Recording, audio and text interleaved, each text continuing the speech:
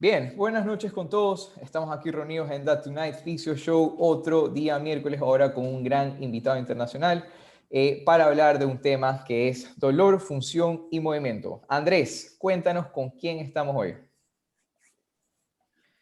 Carlitos, ¿cómo estás? Buenas noches, gente, con todos. Ya saben que, como todos los miércoles, para nosotros es un gusto estar acá.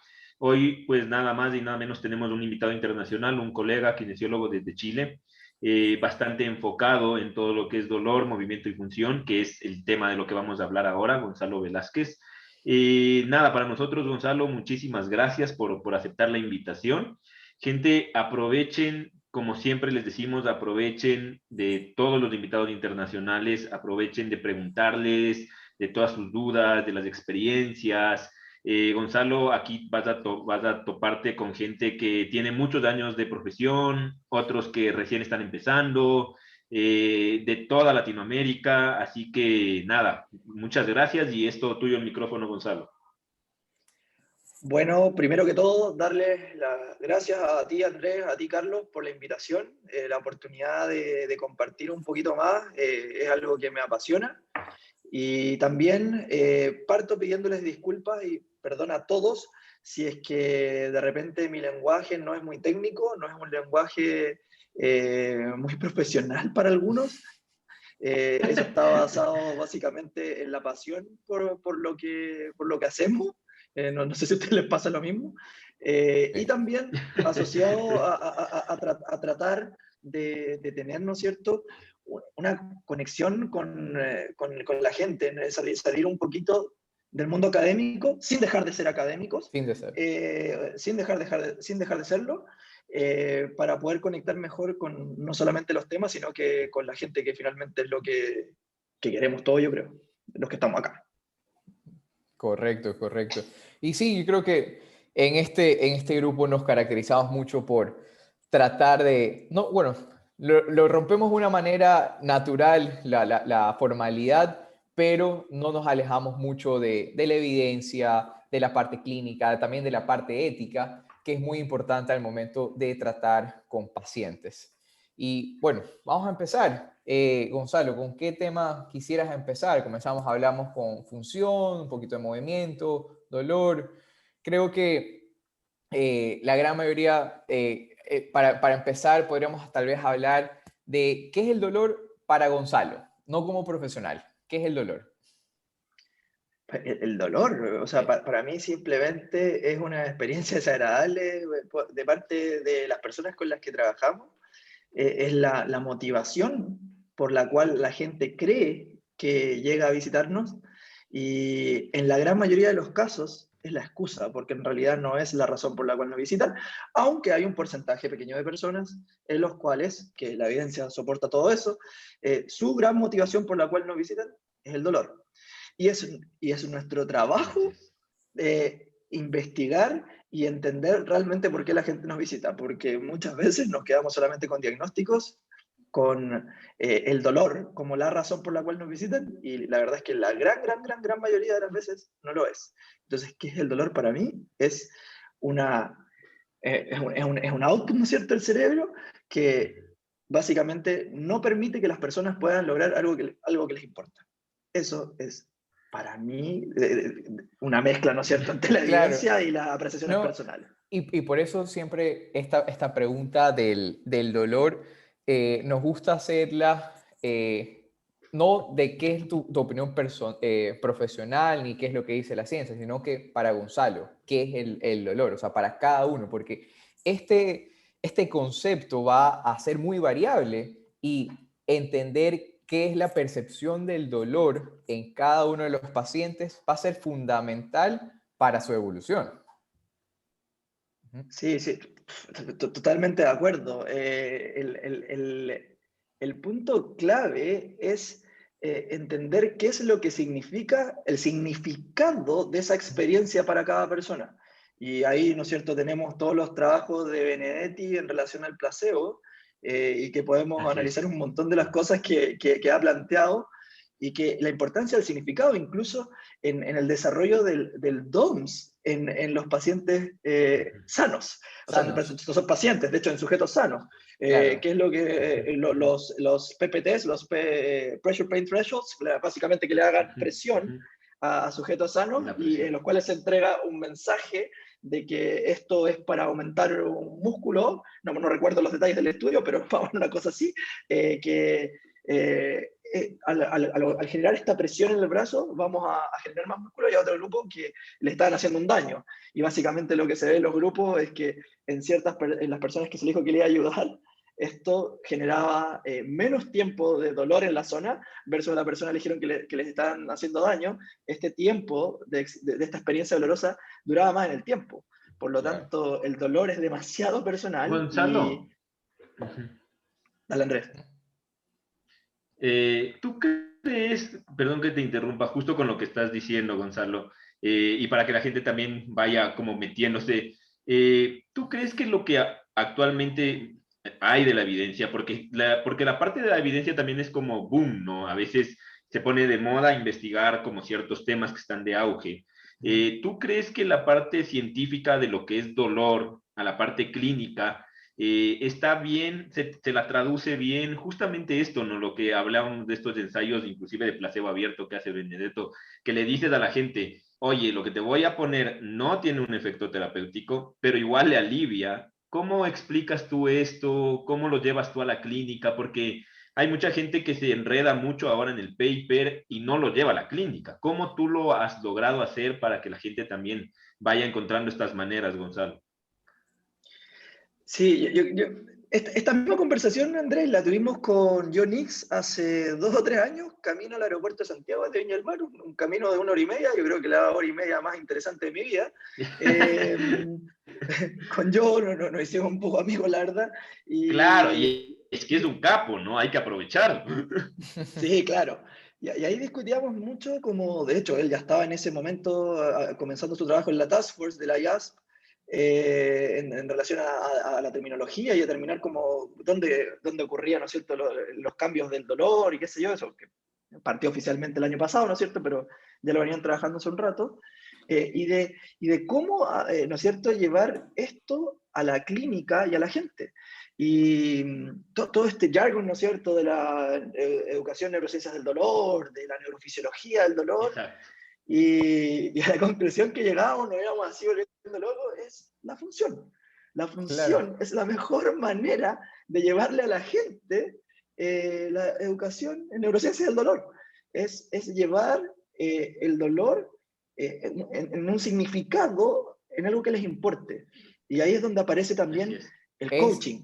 Claro, es este tema de contextualizar algo, o sea, hacer algo real a respecto acerca del dolor, porque el dolor simplemente lo estamos sintiendo, pero al momento de hacer una acción o lograr algo que antes no lo podíamos hacer por un impedimento, ya simplemente no en la parte de función, en la parte fisiológica, sino en la parte emocional, ese logro, esa victoria que va a tener esta persona va a mejorar esta condición también, ¿no? Que también es una parte muy importante en el manejo de dolor, el trabajo de la seguridad, confianza que va a tener el paciente respecto de su esquema corporal, de sus capacidades que puede tener.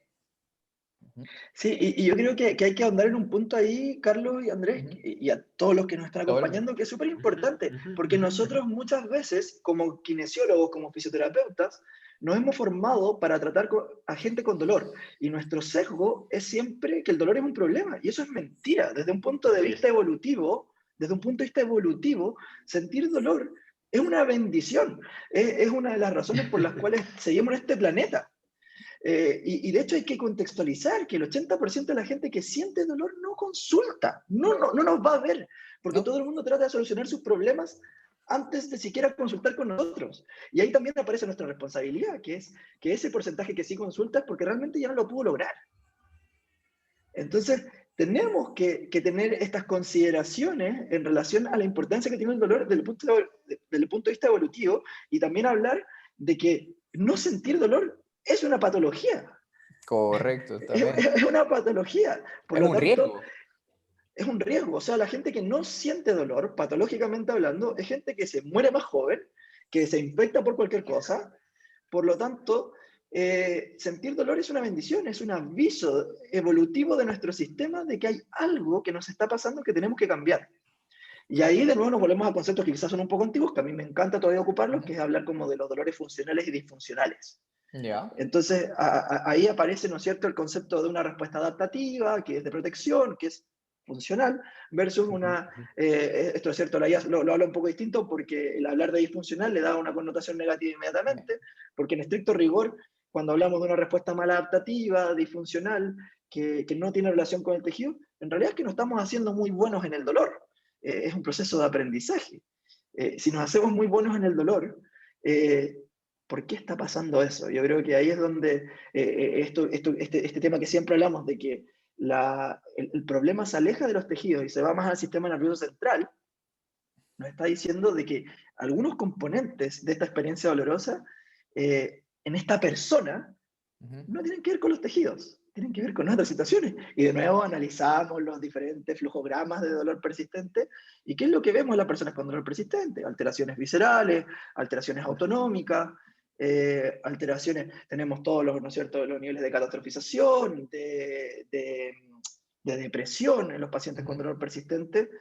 Y tenemos que tratar de, ¿no es cierto?, entregar ese mensaje coherente para la persona, Claro. para que no piense tampoco, que es lo que pasa con muchos pacientes, cuando no entregamos el mensaje de manera correcta, en que lo hacemos pensar un poco como, entonces el dolor está en mi cabeza, no está en mí. En mí. Correcto. Sorry, Carlos, Dale, que dale. me fui Dale, en volada, como decimos en Chile. dale, vamos. Que algo que pasa mucho, algo que yo un poco critico humildemente de un tipazo que es Adrian Lowe, ¿no es cierto?, que él habla, bueno, el dolor está en un 100% en el cerebro. Pero en realidad el mensaje que yo creo que deberíamos entregarle a la gente, y que trato de hacerlo continuamente, es que el dolor está en un 100% en la persona y se procesa un 100% en el cerebro. Porque también sin estímulos periféricos, tal vez el desarrollo del dolor persistente no se podría dar. Claro, no se desarrollaría. O sea, hay que hablar, el cerebro está en una caja negra, que es el cráneo, y depende de los inputs sensoriales que vienen llegando de todos lados. Y también tenemos el dolor neurogénico, yo sé que es cuestionable, pero eso ya es harina de otro costal, y solamente quiero verlo desde el mundo musculoesquelético, porque yo sé que alguien podría hacer eso. Ahora, no sé si a ti te pasa, Gonzalo, y si pasa por allá también, y es justo también una de las peleas que yo también a veces tengo, estas discusiones de generar como también no irse ni al un extremo ni al otro, ¿no? Con este tema biopsicosocial. Este modelo biopsicosocial, tú sabes, Gonzalo, que no es nuevo. O sea, realmente estas teorías, exacto, o sea, la gente que tal vez no está tan actualizada, claro, ve como el boom esto, y de hecho esta teoría se la dejó de aceptar porque hubo carencia de evidencia hace muchos años. Ahora, se la vuelve a tomar con fuerza, pero claro, yo creo que aquí, no sé, esta es mi percepción, dime tú si allá te pasa igual. Yo pienso que acá muchos fisioterapeutas, muchos colegas, también tomamos el camino fácil. Fue como, genial, entonces ya no evalúo tejidos, me salto muchas cosas biológicas que tengo que entender y voy mucho a la parte psicosocial, acojo mucho este atajo y yo me olvido de la parte anatómica, de la parte muscular, de la parte del tejido, cuando realmente hay ciertos, como tú dices, hay ciertos estímulos que sí vienen del tejido. O sea, que el dolor se procesa en el cerebro, esto es muy cierto, y el dolor está en cada ser humano, pero ahora también hay como la corriente de, bueno, entonces ya no evalúo nada. ¿Tú cómo lo tomas? No sé cómo has visto eso, cómo vas con la clínica ya. Cuéntanos, Gonzalo, tu opinión. Sí, sabéis que, bueno, acá pasa exactamente lo mismo. Yo creo que ese debate como en un gran nivel en Chile se dio hace unos 2 o 3 años, se escuchó mucho, de que al final era toda la parte psicosocial y se olvidó del bio. Y lo que yo hablo con mis alumnos, yo tengo internos, hay pasantes en MS Movement Solutions, y lo que siempre les digo, hey, el dolor no es de características nociplásticas hasta que no se hayan descartado todos los tejidos que podrían estar asociados a ese problema. Y eso también nos lleva un poquitito a esta lucha, ¿no es cierto?, como del hands-on, hands-off, o move o lose it, ¿no es cierto? Entonces, como Claro. un poco una locura que hay detrás de esto, que me gustaría, de hecho, que ustedes me cuenten cómo la viven allá, que yo creo que también hay aspectos culturales, el dolor tiene aspectos culturales gigantescos. Total, Entonces, Completo. como que total. el modelo biomédico acá imperante aún también nos hace a veces tener que entregar explicaciones periféricas o programar o periodizar la educación en relación al dolor con los pacientes, con los médicos y también con los kinesiólogos y los fisioterapeutas, programar esa educación, porque si yo te digo, hey, está en el 100% en el cerebro y resulta que en un paciente está en el 100% en el tejido, te quieren matar y ahí hay un problema. El error es diagnóstico finalmente, no es de los principios, ni de la teoría, ni de la práctica, o sea, es totalmente la práctica. Evaluaste mal. Claro. Exacto, Entonces, evaluaste mal y por ende todo lo que vas a hacer está mal, ¿no? Correcto.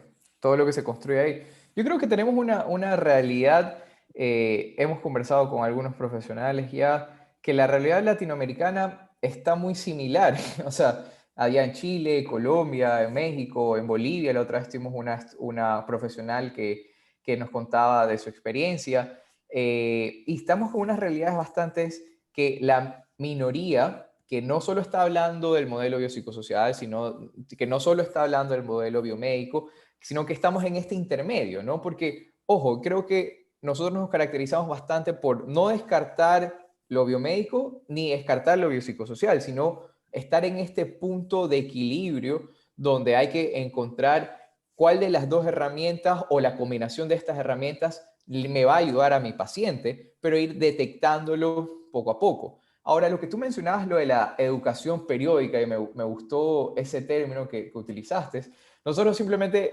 decimos que no le podemos dar toda esta educación, esta clase en una primera cita, sino que esta educación tiene que ir avanzando poco a poco a medida que vamos cogiendo su confianza, porque muchas veces entra el tema de las expectativas del paciente. Y esto ya es un tema cultural de qué piensa el paciente, qué es la fisioterapia. ¿Qué es lo que piensan acá la gran mayoría? No es que el fisioterapeuta me va a hacer masaje, poner electrodos y me va a mover. Punto. ¿Ya? Pero es de ir quebrando ese hasta cierto punto estereotipo con pequeñas acciones. Por ejemplo, en una primera cita, el paciente se sienta a conversar y hacer una historia clínica. Y simplemente con ese impacto de que el paciente ya llega y no, ya se está acostando en la camilla y de repente no, toma asiento acá, conversame un poco, explícame un poco más, le haces unas cuantas preguntas, haces unas pruebas, ya rompes ese esquema de que el fisioterapeuta solo me va a poner electrodos y masaje y a partir de ahí puedes ir comenzar a crear e ir viendo qué tanto vas avanzando en el tema de la educación, porque hay pacientes que lo entienden mucho más rápido, porque tal vez no tienen muchos, no sé, no están tan corrompidos ya sea por la familia, por el medio, por otros profesionales de salud, y tal vez tú eres ese primer contacto que ese paciente tiene. Entonces, cuando eres ese primer contacto, yo siempre digo, tienes toda la responsabilidad de crear esta nueva perspectiva del dolor, función e incluso de la fisioterapia en esta persona, a diferencia de cuando vienen ya con un paciente incluso hasta desahuciado, de que ha probado con este fisioterapeuta, con este tratamiento, que ese paciente tenemos que trabajarlo con pinzas porque tenemos que ir limpiando y corrigiendo y controlando muchas ideas y percepciones que tienen, cogniciones. ajá, para llevarlo a un camino mejor, que es su propia sanación. Y ahí entramos que nosotros no sabemos cuál es el final del camino, pero vamos a guiarlo a esta persona durante su proceso. Sí, totalmente de acuerdo. Sorry Andrés si te interrumpí, si querías decir algo, pero es algo muy cortito de algo fundamental que yo creo que mencionaste, que es el concepto de la violación de expectativas. Y ahí es donde aparece un concepto fundamental de la utilización, por ejemplo, de la terapia manual en pacientes con dolor persistente, que, ¿no es cierto?, hoy en día está muy en boga. Hey, no la ocupemos, Claro. porque efectivamente es un arma de doble filo. Pero algo que no se ha estudiado aún es la utilización de la terapia manual como herramienta comunicacional con los pacientes.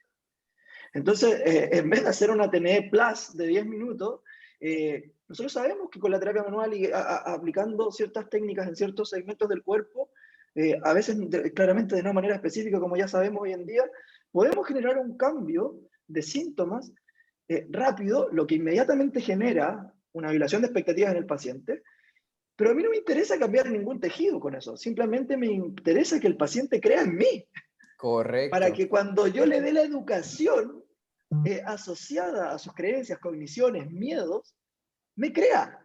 Es la creación de este vínculo, llámalo vínculo afectivo, comunicación, como lo quieras llamar. O sea, porque, seamos honestos, o sea, un paciente pasa bastante tiempo, dependiendo de su lesión, con su profesional, con su fisioterapeuta. Entonces vas a crear ya sea un vínculo profesional, un vínculo afectivo con esta persona en buscar el mismo objetivo, que es que se recupere.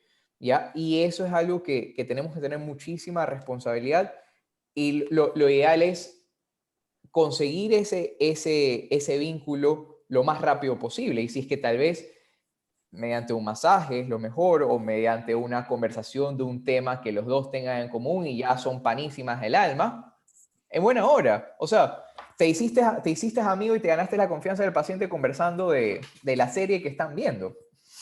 ¿Ya? Y no lo has tocado, y ya cualquier cosa que viene a partir de eso es simplemente ir trabajando en estos estímulos que vamos a hacer para que mejore el sistema nervioso central. Sí, o sea, algo, no sé tú qué pienses, Gonzalo, para que la gente también vaya entendiendo más. Por ejemplo, bueno, les comparto algo que escribieron en el chat primero. Chris nos dice que opina que la mayoría de profesionales desconocen mucho del modelo biopsicosocial y generan demasiadas dudas y limitaciones en los pacientes, por lo que prescriben más del descanso, el reposo, prohibición de actividades, y generalmente son pacientes jóvenes. En referencia a eso, yo creo que también alguna vez se armó un debate también bastante interesante de que los modelos son simplemente eso también, o sea, son modelos, ¿no? No son algo estructurado, totalmente convencido, y hay que no olvidarse de que tratamos seres humanos y que cada ser humano no lo vamos a poder encasillar. O sea, yo estoy, no sé si es que es muy aventurada mi opinión ahora, pero yo estoy prácticamente seguro que no va a haber de aquí en un futuro un modelo que se acepte como tal y se encasille al ser humano. Claro. Porque, claro, o sea, el ser humano depende mucho de la sociedad, la cultura, las expectativas, como dice Carlos y como dice Gustavo. Entonces, y como dice Gonzalo, perdón. Entonces, yo no sé si ustedes gustan la parte de la terapia manual, justo ese tema que estaban tocando, tal vez como generar expectativas positivas para que se adhiera el paciente al tratamiento. Porque, ¿qué es lo que pasa con ciertas, ni siquiera hablando con dolores persistentes, sino con ciertas lesiones que sabemos que la progresión de la enfermedad es bastante demorosa, como por ejemplo una tendinopatía, o una fasciopatía, o un hombro congelado? Que esto no es de la típica de 10 sesiones de fisioterapia ya, sino que la progresión de la enfermedad es, ni siquiera hablando de dolor crónico, dolor persistente, como lo dices, sino de hablando de patologías reales. Y la expectativa aquí, yo creo que debe lucharse generalmente bastante por tenerla, porque al paciente tú lo debes adherir, sobre todo a que entienda que esto va a demorar mucho. ¿Cómo ustedes manejan, Gonzalo, Carlos y toda la gente, cómo ustedes manejan este tema para lograr adherir al paciente al tratamiento? Claro, podría ser la terapia manual, o hay algunas otras técnicas que usan ustedes en la clínica para que la gente también que nos está escuchando se lleve como buenas herramientas. Pausa. Antes que sigamos, Daniel Madrid alzó la mano. Vamos a darle la palabra para que pueda compartir un poco de su opinión. Daniel, cuéntanos. Si puedes ayudarnos a prender la cámara, sería chéverísimo también. Ay, ayúdame. No te podemos ayudar, Daniel.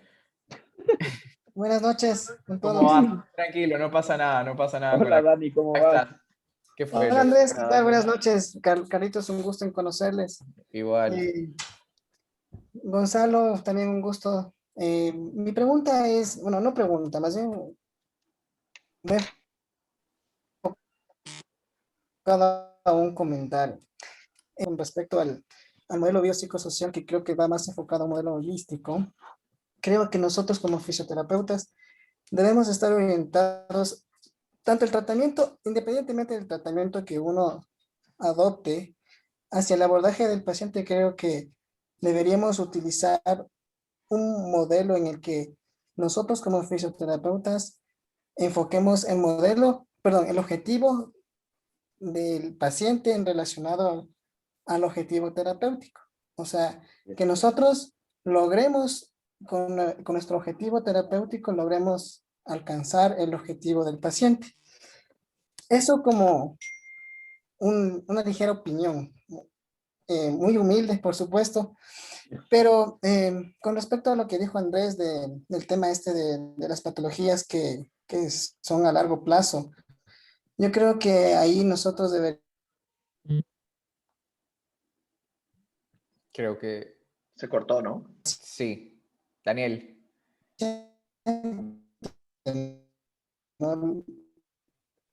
Hola. Determinándole y diciéndole de que obviamente el objetivo alcanzar Daniel. creo que se puede señalar. Daniel, te paralizaste por un buen rato.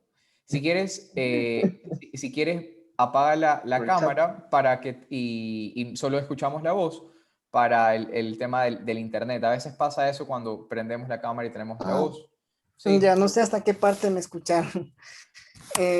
Lo que les decía es que el objetivo del tratamiento fisioterapéutico, independientemente del tratamiento que se adopte, yo creo que nosotros como fisioterapeutas deberíamos orientar el objetivo de tratamiento en relación al objetivo a largo plazo o a corto plazo que se plantee el paciente, ¿no?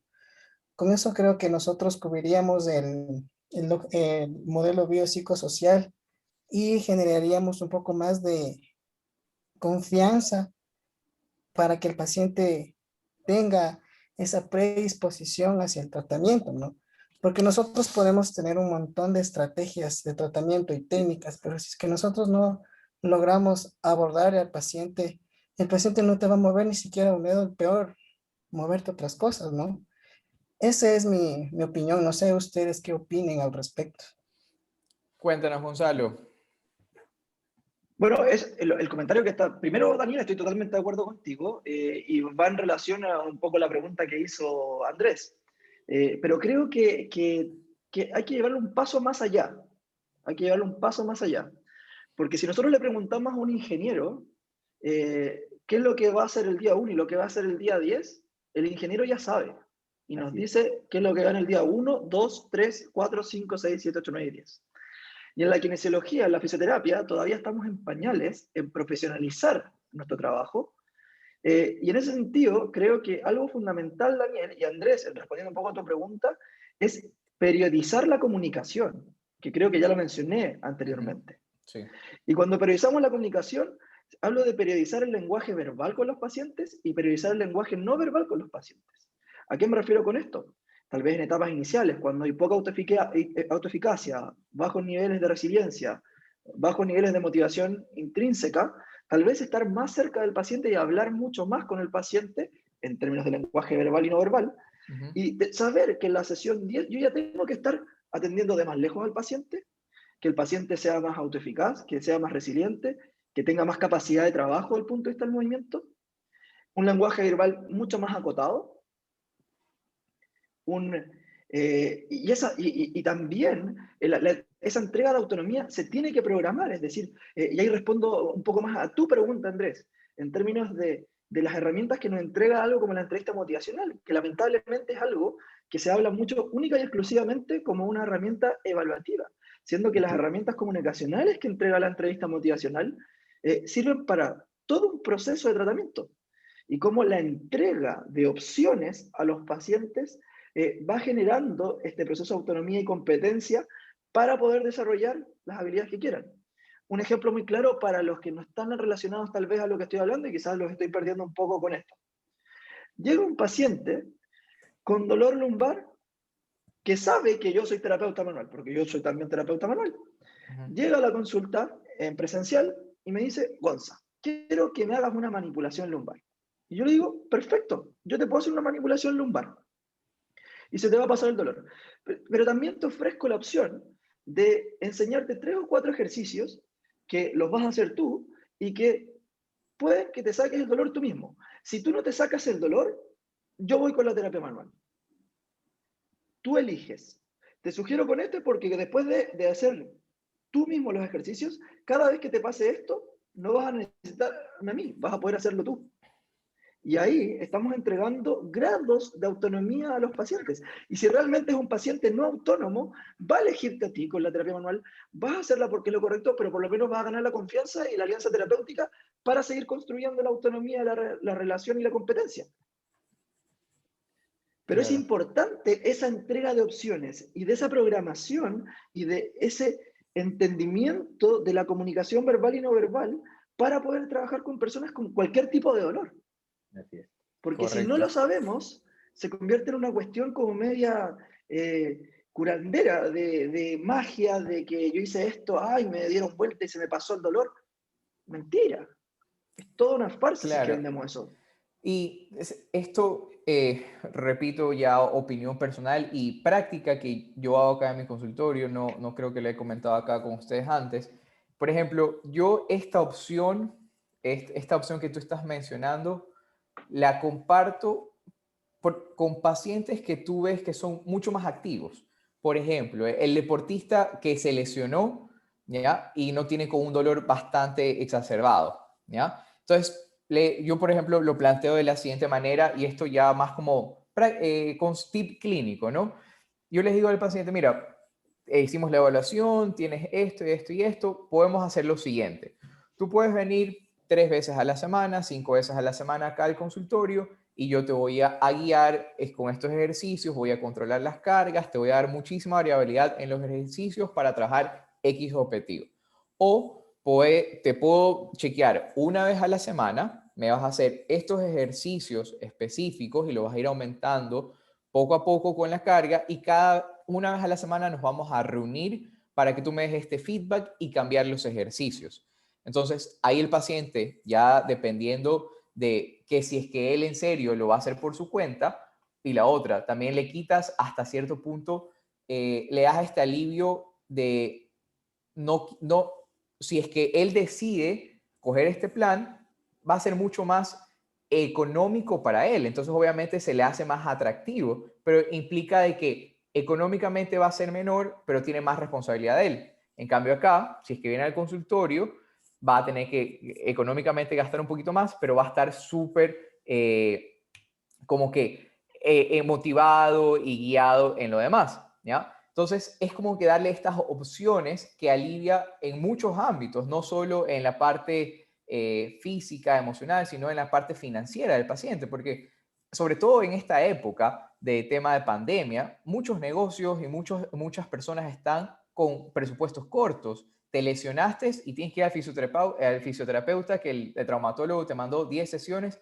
¿Cómo pagas esas 10 sesiones si es que apenas tienes para pagar la renta?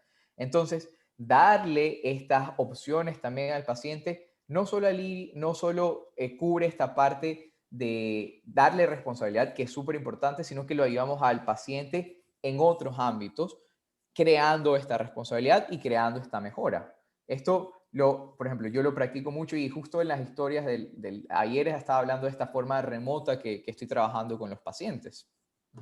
No sé qué ustedes opinan, Andrés, Gonzalo y todos los que están acá. Sí, o sea, de hecho es una de las cosas que como justo decía Gonzalo, que creo que la kinesiología, la fisioterapia, ahí es donde tenemos mucho trabajo aún por delante, en esto de planificar. O sea, realmente algo que nos quedamos, y pienso yo que es una de las cosas más deficientes que tenemos nosotros como gremio, ¿no? Es justo esto, o sea, Cuando el médico te manda tal pastilla, te planifica esa pastilla, o sea, te dice, tómate 7 días, cada 8 horas, pero todo esto tiene un principio, ¿no? Realmente. Ahora, claro, esto no está en el tema de, bueno, y si lo cumple o no lo cumple el paciente. Básicamente, en fisioterapia, sí es cierto que es muy difícil ser objetivo con la planificación porque la recuperación del paciente depende de muchos factores, de muchos, no tanto de lo que hagamos nosotros realmente también, sino de muchos factores contextuales para que haya mejoría o no haya mejoría.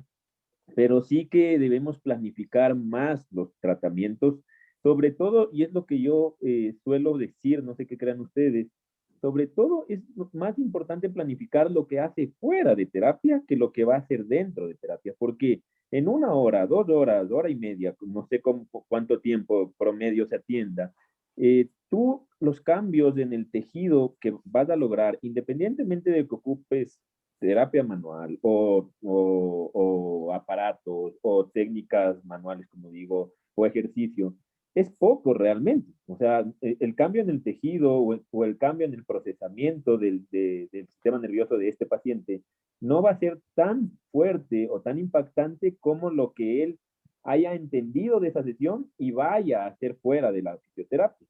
¿Qué tanta importancia le damos al planificar qué va a hacer fuera de terapia? Incluso porque no sé si han tenido este tipo de pacientes que luego y te escribe, me puedo sentar, me puedo reír, puedo llorar, Claro. exagerándoles, ¿no? Entonces, este paciente también ya yo no lo veo como un buen signo, pero no por el paciente, ¿no? Sino porque tú como fisioterapeuta no lograste como tratar de sacarlo, de hacerlo más autónomo, de mejorar su autoeficacia. Y esto pasa muchísimo con el paciente con dolor persistente. No sé si han visto esto. El paciente con dolor persistente suele apegarse mucho a ti, suele llamarte llorando. ¿Cómo hacemos esto? Yo siempre es como que lanzo las preguntas para ti, Gonzalo, para ti, Carlos, y para ustedes, gente, porque esto es la idea, ¿no? Ir comentando qué nos ha servido más, qué dice la evidencia para ayudarnos entre todos. Pero ¿cómo hacen que este paciente logre mayor autoeficacia a largo plazo?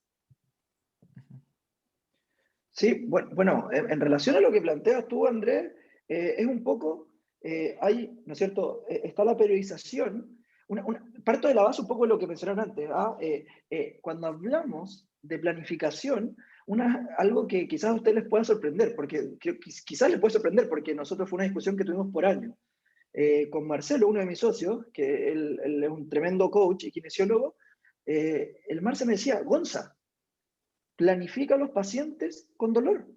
Planifica cuánto espacio de la terapia vas a hacer para manejo del dolor, cuánto espacio de la terapia vas a hacer para capacidades de trabajo. Y eso es algo que a nosotros fue un cambio de mindset mutante, porque es lo que uno siempre, yo decía como fisioterapeuta, es que no puedo planificar a alguien que viene con dolor. Y esa es una de las mentiras más grandes de la fisioterapia. Los pacientes con dolor sí se pueden programar, porque yo tengo aspectos de tejidos, tengo aspectos de modulación, ¿no es cierto?, medular, de modulación central. Entonces tengo bloques en la sesión. Tengo un pedazo para trabajar sobre el ambiente y el contexto, tengo un bloque para trabajar sobre los tejidos asociados a la experiencia dolorosa y tengo un bloque para trabajar sobre la capacidad de trabajo. Se planifica, se puede planificar perfectamente.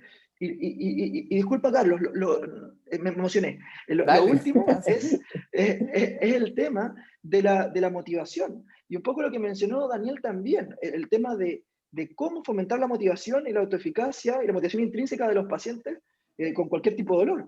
El ejemplo que yo siempre doy de los internos. Nosotros tal vez queremos que la persona aprenda una estrategia nueva para recoger cosas del suelo. Podría ser una estrategia, llamémosle estrategia sentadilla, llamémosle estrategia peso muerto, si es que están relacionados con eso, básicamente una tracción desde el suelo o un empuje desde el suelo. Pero ese es el objetivo terapéutico. Pero yo como parto de la sesión, y eso está documentado en la ciencia, si no lo lean a Daniel Kahneman, los primes, cómo primar una sesión para que tenga sentido para la gente, para generar más alianza y autonomía. Hoy día vamos a aprender una estrategia para que aprendas a recoger a tus hijos. Claro. y así abrirla. Y es muy distinto decirlo al principio que decirlo al final. Porque si yo toda la sesión te hablé de un peso muerto y lo dije al final, es como, no sirve de nada ese final. Tiene que ser que cada uno de los elementos sean coherentes unos con otros, y ahí viene nuevamente la planificación, en términos de que, hey, este pedazo es como llevar la cola de adelante para atrás, ese es el objetivo terapéutico. ¿Qué es lo que vamos a hacer acá? Ganar la fuerza para que tú después puedas recoger a tu hijo desde el suelo. El segundo es, vamos a entregarte estrategias para que puedas recoger a tu hijo del suelo. Tercer bloque, vamos a enseñarte estrategias para recoger a tu hijo del suelo. ¿Cómo? Con ejercicios distintos, con herramientas de manejo ambiental, por ejemplo, de estrés intermitente, de apneas intermitentes en pacientes donde el componente del estrés es muy importante, manejando la tolerancia al CO2, por ejemplo. Eso es una herramienta de terapia física y nadie la hace.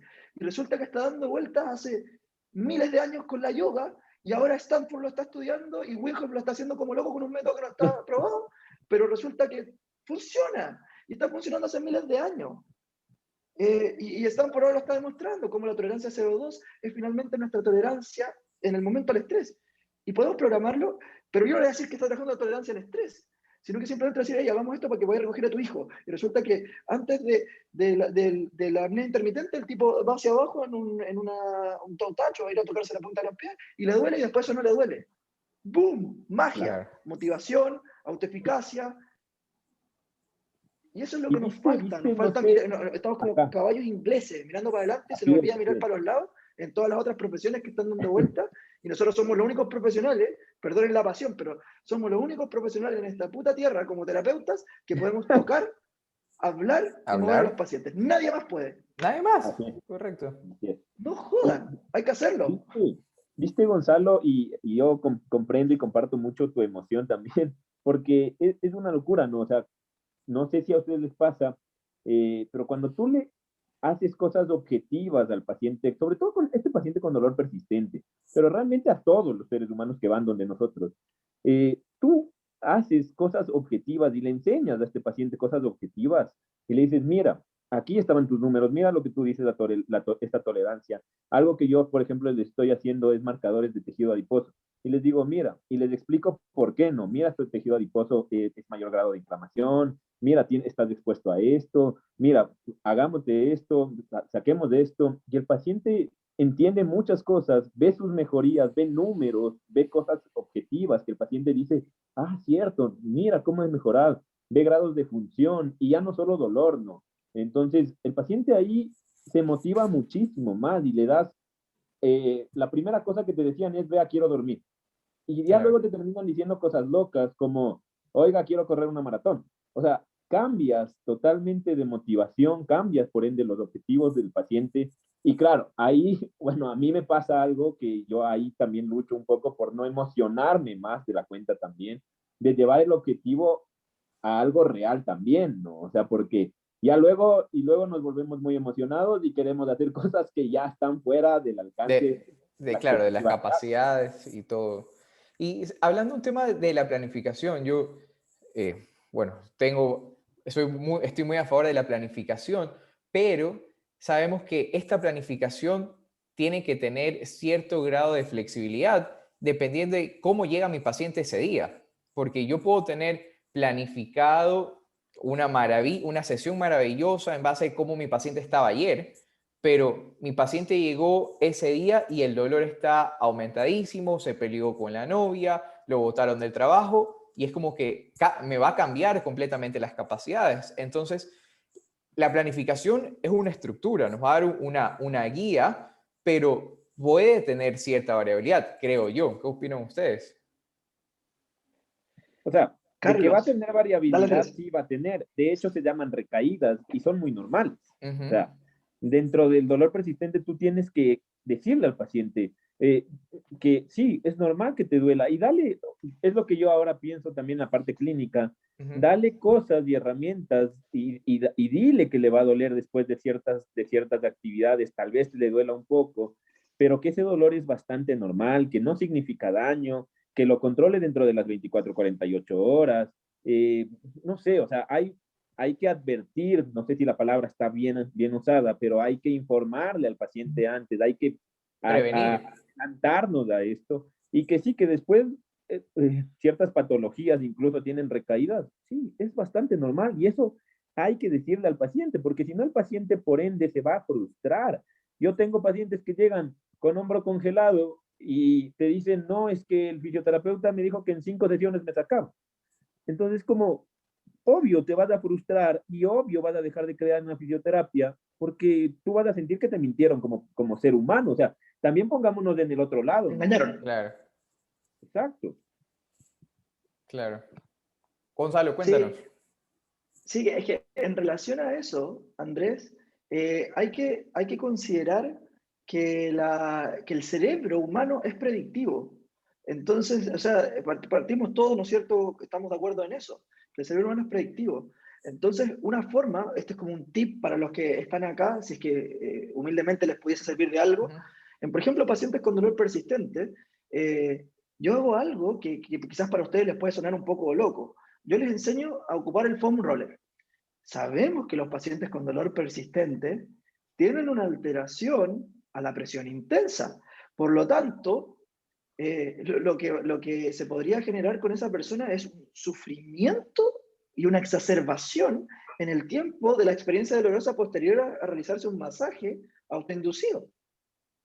Eso es lo esperable en un paciente de libro, ¿no es cierto?, con dolor persistente. Así es. De libro porque sabemos que no son así, muchos. Pero ahí acá aparece la utilización o la contextualización de los estudios de Benedetti. Imagínense este escenario. A la persona le enseñamos el masaje autoinducido y no le decimos nada. No le decimos nada. El tipo te llama al otro día y te dice, Gonzalo, eres un hijo de puta, no te Me quiero ver rompiste. nunca Claro. más, no te quiero ver nunca más, me rompiste, versus durante la sesión decirle, mira, esto en relación a ya haber hecho un poco de educación en neurociencias del dolor, esto ya sabemos que tu cerebro ve a tu cuerpo como una imagen difusa. Por lo tanto, ojalá tengas dolor por lo menos 3 días después de esto, porque va a significar que tu cerebro va a estar reconociendo las diferentes partes de tu cuerpo. Claro. Y es utilizar esa experiencia mal adaptativa de manera adaptativa. Adaptativa. Por lo tanto, la persona, su maquinaria hormonal durante los próximos 5 días va a estar funcionando como, hey, me estoy mejorando, hey, me estoy mejorando. Cambias del chip, ¿no? Ahora, es un cambio en los focos atencionales, que fue un poco lo que mencionaste tú, Andrés. Y lo otro tiene relación con la programación. ¿Cómo esto afecta a la programación?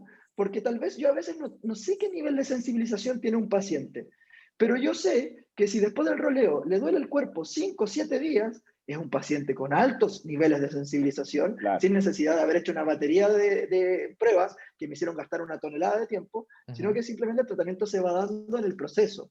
Y la evaluación se va dando, cada sesión es una evaluación. Y yo digo, bueno, me duró 2 días, perfecto, tengo menos niveles de sensibilización asociados a la presión intensa. Hermoso, Claro. Y hermoso. ahí lo vas Y sacando, exacto, y ahí lo vas periodizando. Esto es un tema de irle conociendo al paciente, o sea, para que la gente vaya entendiendo esto. Ajá. Es súper interesante. Lo que Gonza está hablando, gente, vayan a leerlo, que es súper chévere, como que esta teoría, la teoría bayesiana. De hecho, es un ingeniero matemático el que inventó esta teoría del cerebro predictivo. Es súper loco y creo que es una de las cosas que más se está aceptando ahora. Pero, Gonza, a ver, esto es una pregunta mía de curiosidad realmente. Esto que les decimos y que nos están escuchando acá, claro, suena súper fácil, o sea, muchachos, denle alguna técnica manual, el foam roller o cualquiera, o sea, no, eso no importa. Cuando le duela y le dice, sí, te va a doler, bueno, ya, perfecto, le duró 3, 5 días, perfecto, entonces yo juego con eso. Esto está como súper bien, o sea, realmente es así, pero en la clínica hay veces que se nos complica más de esto, y esto se llama el error evaluativo del cerebro. Eh, ¿Cómo juegas con eso? Ahora, para que la gente nos comprenda, ¿qué pasa cuando el paciente en serio tiene muchísima sensibilización a cualquier técnica, intervención que nosotros hacemos, que tiene recaídas súper fuertes?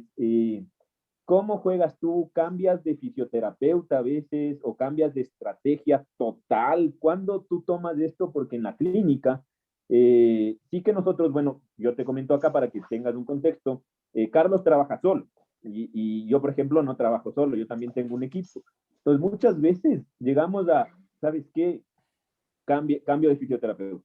Cambiemos de kine, que le trate él, o ¿sabes qué? Hagámosle una intervención con él.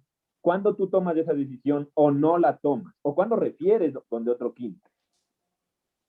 Sí, bueno, nosotros en MS, Andrés, trabajamos como equipo y también nuestra decisión como de cambiar de fisioterapeuta, eh, no, nosotros trabajamos con todos los pacientes, todo el equipo. Sin embargo, nosotros desde el trabajo de la inteligencia emocional y el autoconocimiento como equipo, sabemos que hay ciertos perfiles dentro del equipo que están asociados a trabajar con determinados grupos de personas o con determinados perfiles y arquetipos. Entonces, por ejemplo, yo soy mi coacheo, mi coaching es de un facilitador de tipo seguidor. Soy muy cariñoso, soy muy preocupado, demasiado a veces. Entonces yo soy, por ejemplo, el mejor terapeuta para trabajar con los pacientes con dolor persistente. Pero si a mí me tiras a alguien de alto rendimiento, quizás le hablo mucho y el tipo me dice, por favor, cámbiame el terapeuta. Entonces, tenemos terapeutas dentro del, Claro. tenemos terapeutas dentro del equipo que están para eso. Y nosotros ya lo sabemos. Por lo tanto, cuando nosotros sabemos que yo sé que un paciente, por ejemplo, que volviendo a un tema, que tiene un flare-up, que tiene una agudización del dolor, primero se les educa antes de que pase la agudización, desde el principio de la terapia, que pueden haber agudizaciones y que esos son fundamentales para poder desarrollar la resiliencia, para poder después recuperarse de otra reagudización cuando estén solos, primero, eso es desde el día 1. Lo otro, tiene... Ahí se fue la onda, quiero decir. Estás La hablando, emoción. Dios. estás hablando de los cambios de pacientes, del cambio de fisioterapeuta, dependiendo de cada uno de los pacientes, de las personalidades, podríamos decirlo, de los pacientes que hay. ¿Se te fue? Claro, sí, se me fue, pero básicamente el tema de los perfiles de los pacientes también van acoplados a los perfiles de los terapeutas. Exacto. Ujú. Y vamos todos, ¿no es cierto?, ahí trabajando como equipo con todos los pacientes. Y en relación a las reagudizaciones, ese era el punto. A las reagudizaciones, porque muchos dicen, ya, pero ¿cómo planifico a alguien que llega con dolor? Es hermoso tener planificado en esas situaciones en mayor medida, porque si nosotros planificamos todas las sesiones, nosotros tenemos clarísimo que el punto A, que es el día de inicio, qué es lo que esperamos en el punto B, pero nosotros sabemos cada una de las cosas que tiene que pasar en cada uno de esos puntos intermedios para llegar a ese punto B.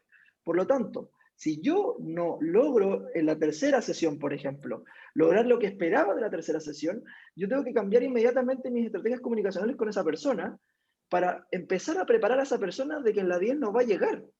Porque si yo espero a la reevaluación para comunicarle que no lo logramos, eso es cuando es la típica pregunta que me hacen muchos terapeutas, muchos colegas de diferentes países, que me dicen, oye, Gonza, pero ¿cómo lo haces con esos pacientes que se ponen malos en la última sesión cuando dicen que no lograron los objetivos, qué sé yo? Le digo, ¿y programaste tu comunicación antes? Claro, ¿Programaste tus sesiones sabiendo lo que iba a pasar? ¿Lo que tú esperabas? Porque si no pasó lo que esperabas, desde ese momento tu comunicación tiene que cambiar. Claro, Pero para eso hay que planificar. así es. claro, claro.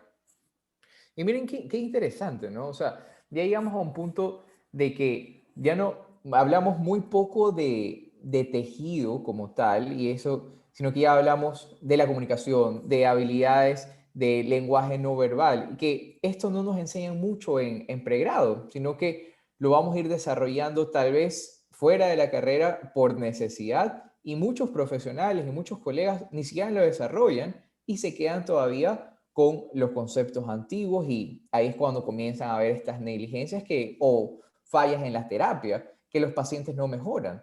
Entonces, qué importante hablar de estos temas de una manera prematura, y aquí sabemos que hay muchísimos estudiantes y profesionales también graduados, de que ya la fisioterapia no solo es de saber cómo evaluar, cómo diagnosticar, sino cómo organizar una sesión, cómo yo le voy a hablar a cada uno de los tipos de mis pacientes, cómo detectar. Y sí, o sea, y aquí también entra, bueno, siempre entra este sesgo de las percepciones de cada uno hacia cada persona, porque tenemos que ir conociendo a las personas, al paciente, quién es en realidad, y eso no lo podemos tener una idea en la primera sesión y usar unas estrategias, pero a medida se nos va soltando, se nos va abriendo un poquito más en este tema de confianza, y nosotros también tenemos que ir cambiando. O sea, no es que la estructura se va a mantener, sino que va a ir avanzando a medida que va el paciente. Sí, o sea, hay algo que también justo mencionaba Gonzalo, y esto es algo que la gente, a veces como fisioterapeutas, nosotros no nos damos cuenta o no queremos aceptarlo o tal vez no le damos tanta importancia, pero sí que es cierto que la personalidad del paciente también va de la mano de la personalidad del fisioterapeuta, y esto es Sí, yo creo que es un importante predictor para que haya adherencia. Esa es la una. Y la otra, que de hecho hay estudios que las preferencias del fisioterapeuta por algún tratamiento van a influir. O sea, claro. ¿qué quiero decirte? Si vas donde un terapeuta manual, yo también soy terapeuta manual, y estás sesgado con la terapia manual, pues entonces vas a hacer terapia manual. Si vas donde una persona que hace medicina alternativa y está sesgada con la medicina alternativa, pues entonces va a hacer eso. Entonces, ¿cuán importante es reconocer nuestros sesgos que tenemos como profesionales a la hora de hacer un tratamiento en fisioterapia?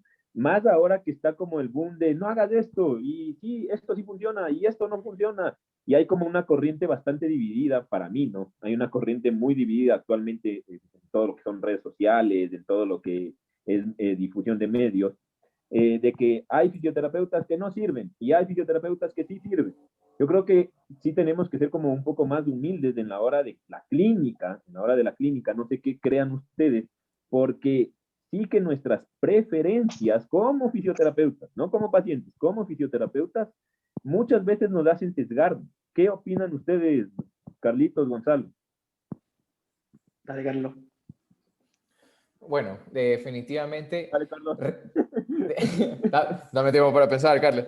Bueno, definitivamente. No, voy si quieres. No, mentira, mentira. Mentira, aquí jodiendo. Definitivamente, o sea, conocer y lo que tú mencionabas, el tema de las preferencias y afinidades, es parte de saber a quién yo puedo ayudar y a quién lo tengo que derivar. Y aquí ya no entra solo la parte, la parte de que, la parte ética en ser un verdadero profesional de salud buscando no mi bien económico ni nada, sino buscar el bien del paciente. Si es que yo veo que con las herramientas que yo tengo o mi conocimiento incluso que tengo, no le puedo ayudar al paciente, es lo más ético darle esa responsabilidad a otra persona, pero eso ya es un trabajo muy interno de cada una de las personas y ahorita saliendo muy completamente del tema de la fisioterapia, los problemas ahorita de identidad, de inseguridades que hay en nuestra generación influyen muchísimo en este contacto profesional. Porque sí, nosotros estamos hablando nosotros como fisioterapeutas, pero hay que hablar de que soy fisioterapeuta, pero soy Carlos. ¿Qué me ha pasado a Carlos, a mí en toda la vida? Que me va a poder relacionar con este paciente. Y es un proceso mucho de autorreconocimiento para de a partir de ahí poder ayudar al paciente. Uh-huh. Sí, total. Sí, sí, yo creo, Andrés y Carlos, que primero, hablando de los sesgos, eh, nosotros todos estamos en las redes sociales, ¿no es cierto? Entonces, obviamente, por ejemplo, lo que todos deben pensar de mí, que lo único que yo hago es movimiento, pero en Sí. estricto rigor no es así. Yo trabajo con el rendimiento humano, hago terapia manual, Claro. hago trabajo de manejo de sueño, hago trabajo de nutrición con mi nutricionista para el manejo del dolor. Hacemos trabajo diarios de actividades para manejar el estrés asociado al dolor con psicólogos. Lo hacemos nosotros también en estadios no tan avanzados. Y eso son sesiones de 1 hora de pizarra, que no tocamos al paciente ni lo movemos. Claro. Nos sentamos a revisar un diario para ver cómo cambiar el contexto. Entonces, yo creo que si solamente tienes un martillo, todo va a parecer un clavo siempre. Y es un poco lo que menciona el Andrés en relación a los sesgos. Y creo que también lo que mencionas tú, Carlos, del autoconocimiento es fundamental, porque cuando nosotros nos reconocemos como seres humanos, con nuestras preferencias como personas antes de profesionales, Exacto. obviamente sabemos con quién tratar y con quién no tratar. Y por eso también se hace fundamental la evaluación en fisioterapia. No tratar todo lo que te llegue porque tiene una orden, sino que tratar a la gente que puedes tratar. Y ahí yo he hecho este mes 30 evaluaciones. Hay 10 evaluaciones que no ingresaron a MS. Entonces, claro, tenemos una tasa de éxito asombrosa, pero porque estamos discriminando a los pacientes que no son para nosotros. Ok. Claro. No porque seamos muy buenos. No, Quizás somos buenos, pero quizás no somos tan buenos. Pero sí que nos aseguramos de que queden los pacientes que realmente podrían ser ayudados por nosotros y no los que no. Es lo que yo suelo decir, y bueno, en este medio que estamos acá, de solo de fisioterapeutas, o sea, es muy fácil ser exitoso en fisioterapia, pero no tanto por ser que bestia, qué conocimiento, exitoso en el sentido de que tú le sacas al paciente. Pero claro, si tú juegas muy bien con la patología, evalúas muy bien en la patología del ser humano, contextualizas muy bien y respetas tiempos, es muy fácil llegar a tener éxito terapéutico, ¿no? Pero, exacto, entre comillas, porque y de ahí, bueno, habrá que depender y habrá que, cada uno tendrá su definición de éxito, pero por eso es como muy subjetivo esto, pero es muy fácil si tú respetas procesos de la enfermedad, progresión natural, respetas todas estas cosas y evalúas muy bien, y de ahí reconoces hasta dónde tú también puedes ir. puedes llegar, Esto, claro. esto va a estar como tú dices, o sea, todo es más fácil si lo planificamos. O sea, creo que en esto coincidimos los tres, o sea, todo va a ser más fácil en fisioterapia si se llega a planificar desde el principio, hasta que incluso el paciente te diga al final de la sesión o al final del tratamiento, ¿sabe qué? No mejore. No sé qué crean ustedes, pero creo que hay que darle muchísima importancia y esto es creo lo que más se tienen que llevar de este conversatorio, es que tenemos que aprender a planificar. O sea, hasta estas recaídas, como Gonza dice, o sea, hasta el paciente con dolor sí se puede planificar. Claro. Y ojo, miren que el tema de este conversatorio en teoría era dolor, movimiento y función. Y creo que, o sea, de lo que hemos hablado todo hasta el momento, no hemos mencionado ni dolor, bueno, sí hemos mencionado todo, pero al momento, a la hora, muy disperso, ¿no?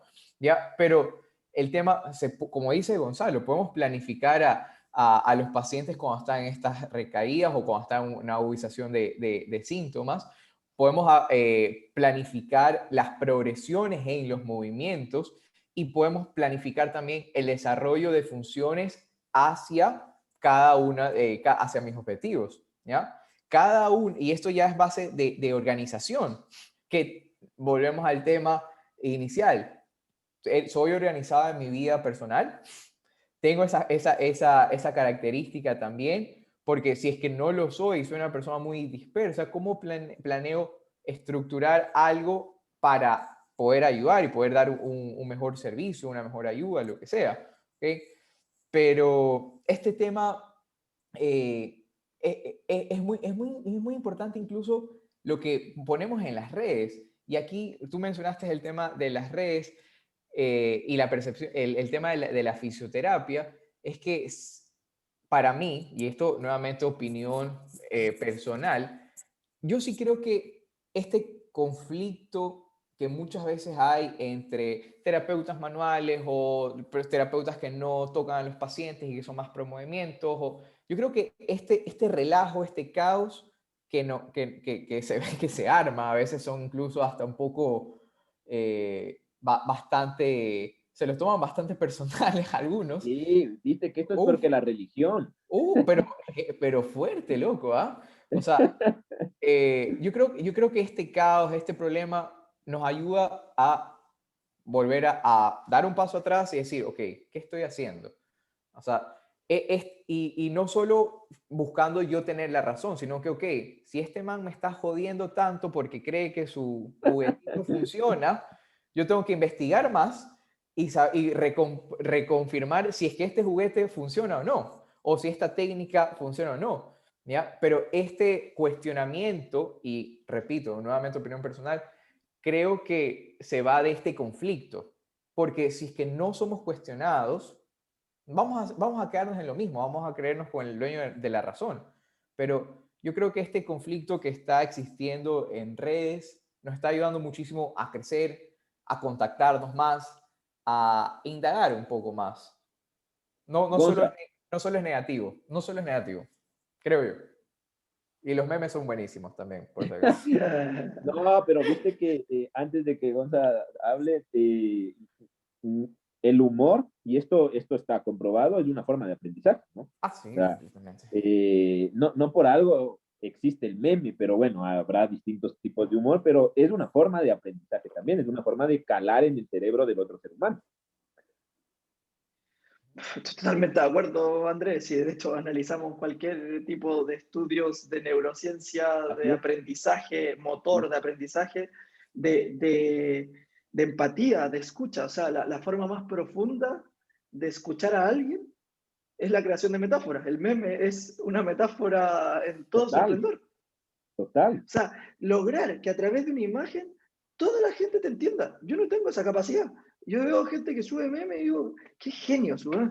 Yo tengo que subir cositas técnicas porque soy más duro, me cuesta más, entonces, bueno, como que es más técnico. Y trato como de conectar con la gente, pero como desde una mucho más superficial. Entonces, Claro. ese yo creo que es el desafío, porque la idea es que al final cualquier cosa de la que hacemos nosotros la puede entender un niño de 6 años. Si logramos eso, todos lo van a entender. Todos Hay, van a cambiar. hay una, Gonzalo, no sé si has visto tú y no sé también si has visto Carlito, Vigente, hay ¿Qué una cosa? forma bastante interesante, a mí me parece súper simple y sí que la uso aún y me parece súper chévere que la describió Kiera Sullivan, que él nos propone que en la entrevista, al finalizar, tú le preguntes al paciente, dime qué entendiste. Y esto es algo hermoso, te vas a llevar respuestas que te hacen pensar como, ¿qué carajo? Soy tan pésimo explicando, ¿en serio? Es una locura. Yo lo hago, no con todos los pacientes, pero sí que lo hago. Y a veces ahí es como autorreflexión, ¿no? Como, no quise decir eso. Está muy mal, no, olvídelo. Sí. Nosotros en MS lo hacemos mucho al final de las sesiones. Como nosotros primamos, Ujú. entonces, y en los bloques vamos hablando de lo mismo y tiene que ser coherente, en teoría lo que esperamos es que el paciente al final de la sesión diga de qué se trató la sesión. Entonces, la pregunta que nosotros le hacemos es un poco distinta. No sé si la escuché a Sullivan o a alguien más, pero la escuché de un fisio famoso. De nuestro mundo, por supuesto que no son famosos, pero para nosotros son Para famosos. nosotros, claro, es como Eh, el Brad Pitt Brad Pitt del aficio. del aficio. Entonces, eh, yo lo ocupo con algunos pacientes cuando, sobre todo el dolor persistente, y con algunos pacientes que yo veo que están medio confundidos, les digo, ¿cuáles serían, si tú tuvieras que explicarle a alguien en tu casa, cuáles fueron las dos cosas que trabajamos en esta sesión? Hermoso. Esa pregunta la hacemos mucho, Porque porque generalmente tienen uno o dos viste objetivos. algo que no hemos hablado y viste yo sabía, yo le decía a Carlos hoy, le decía, hoy seguro nos vamos a ir de largo, algo que no hemos hablado es este tema familiar, este tema del cuidador. O sea, Ah, ¿cuánta importancia tiene? Creo que en todos los seres humanos que llegan, pero en el paciente con dolor persistente, mucho más, o sea, porque el cuidador es muchas veces el que le incentiva a tomar decisiones, obviamente no por malo, pero sí a veces que no son las correctas. Sí, o sea, yo creo que los que estamos acá todos tenemos claro que la evidencia es bastante clara en decir que los cuidadores o los cercanos a las personas con dolor persistente potencian o disminuyen la experiencia disminuye. dolorosa de los pacientes en base a la comunicación que tengan con ellos. Y en base a eso, por lo menos nosotros en MS, a todos los pacientes con dolor persistente, para la sesión de educación con dolor, los citamos con familiares cercanos. Así es. Sin importar la edad. O sea, Sin por importar la ejemplo, edad. sin importar la edad, siempre lo citas como interesante. O sea, yo, por Al que ejemplo, pueda, no van todos, pero al que pueda. claro, No van, porque viste que a veces esa unión está rota, ¿no? O sea, el paciente está solo, ¿no? Muchas veces. claro. No, pero, o sea, eso me gustó bastante, ¿no? Y tener esta integración desde el inicio, si es que se puede, ¿no?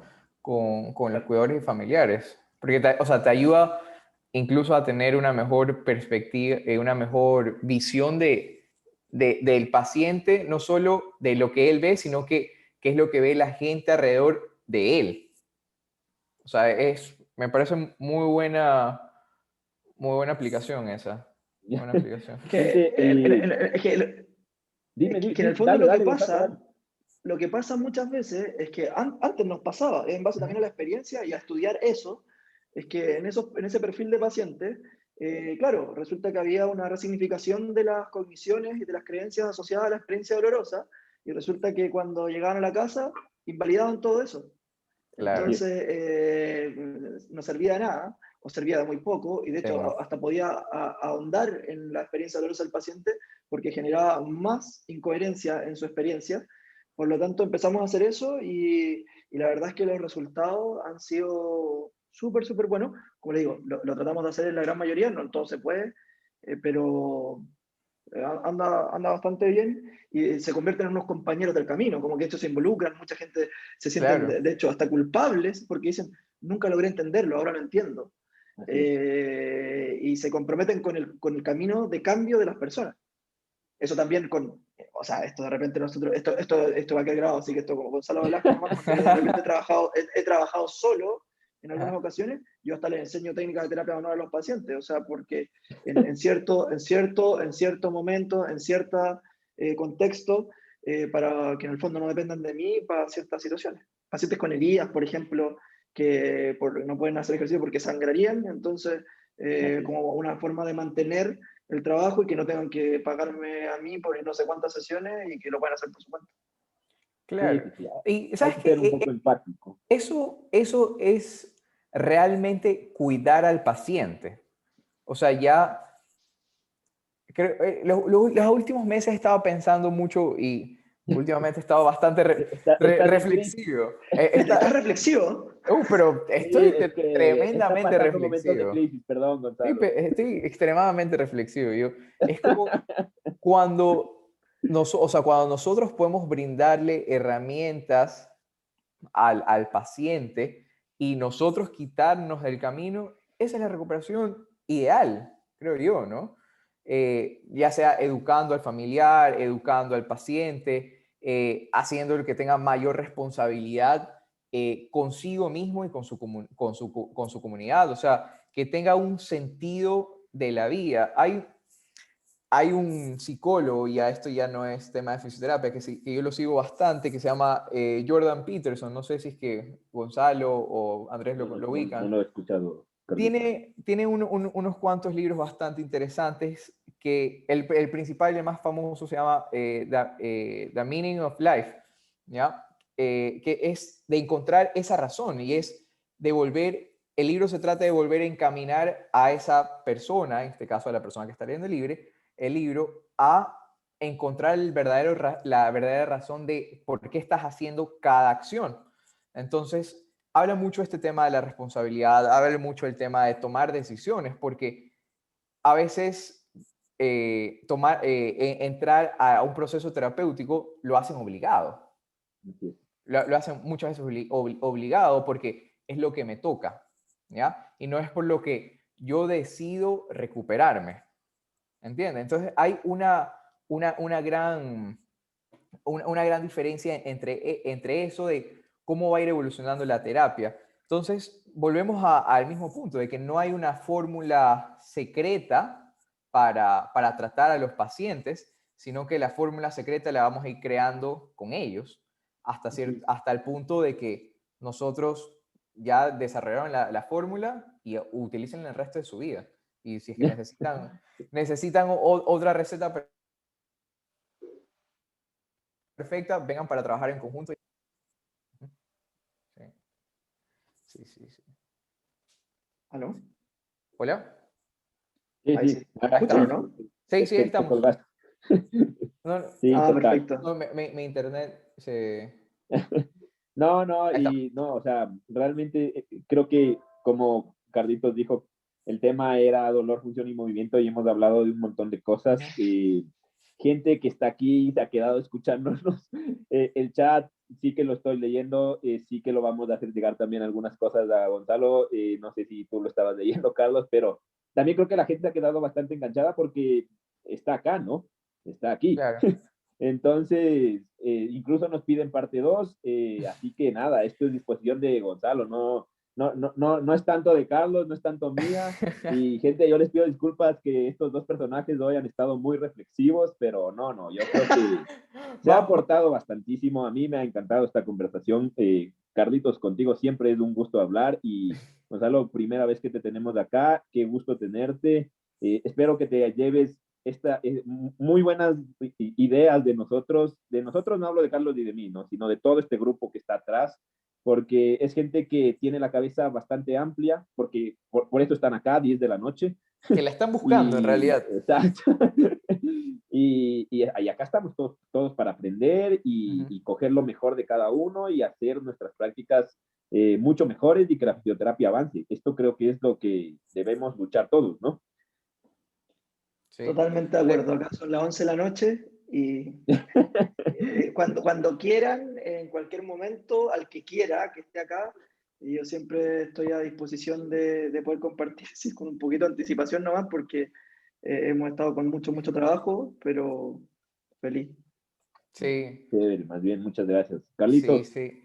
Bueno, chicos, esta noche creo que no podemos sacar conclusiones, sino que cada uno Si no, tiene que, reflexiones. sino que cada uno tiene que sacar sus propias conclusiones, tienen que cuestionarse cada uno de ustedes, qué estamos haciendo como personas, qué estamos haciendo como fisioterapeutas, y yo le sumo una más, qué estamos haciendo cada uno de nosotros para sumar a que esta profesión, que somos únicos, que podemos comunicar, tocar, hacer ejercicio con nuestros pacientes, qué estamos haciendo para que tenga más valor, más respeto frente a todas las otras ramas médicas, porque de nada vale que 3, 4, 60 personas, 70 personas que estamos aquí conectados tengamos esta idea, si es que no somos la mayoría, porque el verdadero cambio en la fisioterapia, en esta idea que tienen del fisioterapeuta, va a venir cuando todos estemos por lo menos debatiendo en el mismo idioma y no quedándonos con conceptos anticuados y con una verdad absoluta. ¿Ok? Entonces, chicos, últimos minutos, tal vez unas preguntas. Gonzalo, agradecerte bastantísimo por esta oportunidad de compartir, de acompañarnos en este proceso de reflexión hacia todos y vamos a ver qué nos depara el futuro en la fisioterapia y queda pendiente la parte 2. en estas reuniones de Zoom. Si ¿Hasta quieren, dónde yo llegaremos? Sí, o sea, y tal vez algún otro invitado, tal vez tener una reunión con todo tu equipo, nosotros podemos conseguir otras personas acá de Guayaquil o unas personas de España, hacer un conversatorio así, libre, relajado. La próxima vez sí te prometo tener las cervezas, ¿ah? Que tú me comentaste. Yo no alcancé tampoco, yo igual te estoy tomando jugo de naranja. Me comentaste al inicio, cuando te contacté el tema de las cervezas y yo, créeme, esta semana ha sido intensa y me olvidé por completo de avisarles a todos para que tengan sus traguitos ahí, conversar un poquito más. Pero sí, imagínate, sin nada de alcohol nos hemos ido de largo, con eso nos hubiésemos amanecido. Suele suceder entre fisios apasionados. Así es. Suele suceder. Nada, gente, prendan las cámaras entonces, Carlitos. Sí, prendan las cámaras para tomar la foto antes de que esto se acabe y ahorita sí voy a parar con la grabación.